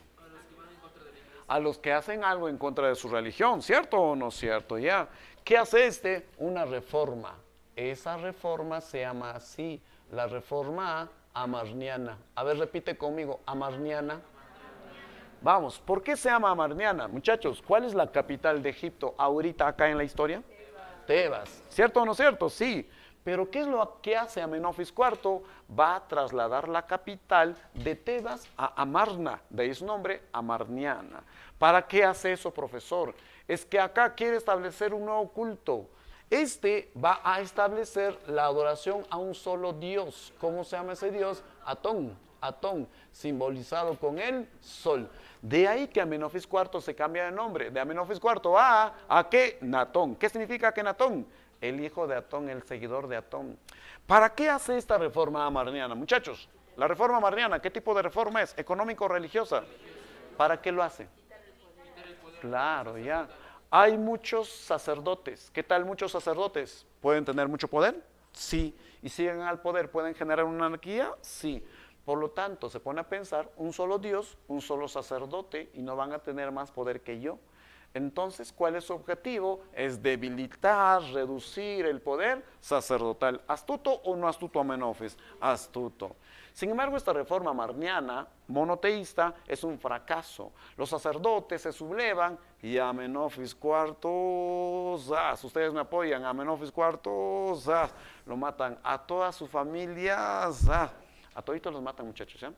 De hecho, tiene su esposa, Amenofis IV. Nefertiti. ¿Le suena su nombre Nefertiti? A Nefertiti también la matan por su titipa, la matan, muchachos, ¿ya? Por lo tanto, la reforma amarniana monoteísta, éxito o fracaso, fracaso, ¿ya? Y dejan con vida solamente a un niño de 9 años. ¿De quién hablamos? De Tutankamón, y lo convierten en un faraón. ¿Por qué lo dejan con vida a este niñito? ¿Para qué? Para manipularlo, ¿cierto o no es cierto? ¿Ya? Este Tutankamón es el faraón más famoso de todos. ¿Por qué? Uno, porque es el más joven, ¿cierto o no? Asume el gobierno a los 9 años y fallece a los 19 años. Vamos, ¿qué hace Tutankamón con la religión? ¿Qué hace? Restablece el politeísmo. A recordar, el monoteísmo. ¿Quién? Amenofis. ¿Su otro nombre? Akenatón. ¿Quién la restablece? De los dos, ¿quién es el más famoso? ¿Por qué? Tumba intacta, muchacha, tumba intacta, así es, ¿ya? Bien, de hecho, es famoso por la maldición también de Tutankamón, por la maldición, ¿ya? Cuando el arqueólogo Howard Carter y su equipo de arqueólogos hallaron esta tumba intactita, pues encontraron una advertencia, una maldición. Nadie abre esta tumba o será visitada por la muerte. ¿Pero qué dijo los arqueólogos? Tonterías, lo abrieron nada más, pero desde el día siguiente estos murieron de forma misteriosa y ridícula, muchachos. ¿Qué tal? ¿Se cumplió la maldición o no? Correcto, muchachos. ¿O no? Pero tú eres un hombre de ciencia, ¿cierto o no es cierto? Vamos, ¿qué pasó en realidad? Explico. Vamos, para esos tiempos la arqueología en 1922 todavía no está avanzada y entraron sin los implementos de seguridad. ¿Cuántas piezas de oro encontraron acá? más de 5.000 piezas en un espacio muy reducido. Vamos, el oro, ¿qué generará siempre? Gases tóxicos, ¿cierto o no cierto? Tantos gases lo inhalaron y pues se intoxicaron y fallecieron. ¿Cuál maldicióncita? Lo hemos desbaratado. De paso, este Tutankamón había sido malo. ¿Por qué? Porque antes de morir se había comido fregol, más gases tóxicos, muchachos, ¿ya? ¿Qué pasó? Es el último gobernante de este periodo, porque en esta época serán invadidos por los más sanguinarios. ¿Quiénes son? Asirios, por los asirios. ¿Qué hicieron los asirios con Egipto? Otra vez la descentralizan. ¿Qué número de intermedio es? ¿El primero quién? El segundo, Ixos. ¿Y el tercero quién es? Asirios. Con el tiempo, Egipto se reunifica. Hablamos del periodo llamado el Renacimiento Saíta. Bien, a ver, te pregunto, ¿en qué periodo Egipto llegó a su apogeo? Nuevo Neo-Tebano. A ver, les pregunto. A ver, Ramsés, ¿qué hizo? ¿Pero cómo se llama, pues? La paz de Kadesh. ¿Con qué pueblo? ¿Y con qué pueblo? Hititas. Con los inventores del hierro, dijimos, ¿ya? ¿Por qué es importante la paz de Kadesh? De paz internacional. A ver qué dijimos de Tutmosis. Máxima expansión. ¿Con qué personaje se le compara? A ver, de Amenofis IV, ¿qué reforma? Monoteísta. ¿Con qué objetivo? Debilitar el poder sacerdotal. Vamos, ¿quién lo restablece el politeísmo? ¿Es el más famoso? ¿Por qué? Tumba intacta, muchachos, ¿ya? Bien, es el periodo de apogeo. Con el tiempo Egipto se reunifica, llegando a su último periodo. ¿Cuál es ese último periodo? De renacimiento saíta. ¿Por qué se llama Saíta? Porque la capital de Egipto ahora será la ciudad de Sais, muchachos, ¿ya? En un principio fue de recuperación, pero finalmente decae acá y es un periodo también de decadencia. Muchos pueblos invadirán Egipto en este periodo. ¿Quiénes, por ejemplo? Primero, persas, luego macedónicos y finalmente los romanos, muchachos, ¿ya? Persas, macedónicos y romanos. Pregunta, ¿qué imperio había sometido a Mesopotamia definitivamente? Los persas. ¿Con qué rey persa? Ciro II. ¿Lo podía llamar Ciro el Grande? Sí. Ciro fallece, pero él también quería conquistar Egipto, muchachos, ¿ya? Sin embargo, a su muerte de Ciro, ¿quién continuó el gobierno? Su hijo. ¿De quién hablamos? Cambises. Cambises es el que conquistará Egipto en una batalla, en la batalla de Pelucio. Muchachos, ¿me creerán si les digo que en la batalla de Pelucio no se derramó ni una sola gota de sangre humana? ¿Me creerán? Bien, explico. Cambises es cabezón y es astuto. Cambises sabe que los egipcios no solamente son politeístas, también son zooteístas. ¿Qué significa ser zooteístas? Claro, consideran que los animales son dioses. ¿A qué animales adoraban? Sobre todo al gato. Y sabiendo eso, ¿hay alguien atrás del muchacho? No hay nadie, ¿no? Ese muchacho de atrás, ¿estás prestando atención? Atento, te va a preguntar. Sabiendo eso, Cambises ordena a sus hombres persas conseguir un gato y clavar esos gatos en sus escudos, muchos de ellos vivos todavía, ya vivos, y se acercan hacia los egipcios que estaban con ganas de combatir, viendo a su animal así sagrado en esa condición, decidieron rendirse. Ya, nos vamos a rendir, pero suelten a nuestros gatitos. Cambises no hizo caso, Cambises mandó a construir grandes catapultas, puso decenas de gatos ahí y a los egipcios, y los egipcios chapando a sus gatitos. ¿Qué tal? ¿Se derramó alguna gota de sangre humana? No, a más de gato. Por eso que decimos que en la batalla de Pelucio hubo mucha pelusa de gato, muchachos, ¿ya? Bien, ¿quién está controlando Egipto? Los persas. Con los años, ¿quiénes controlarán estas tierras? Los macedónicos. ¿Con qué rey macedónico? Con Alejandro Magno.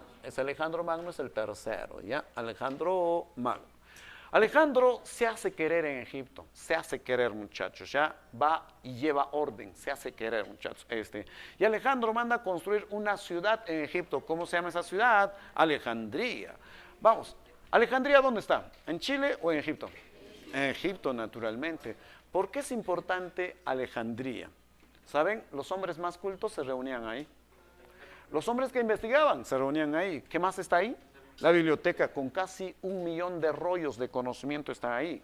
Si tú tienes una duda de conocimiento, ¿dónde podrías encontrar la respuesta? Alejandría.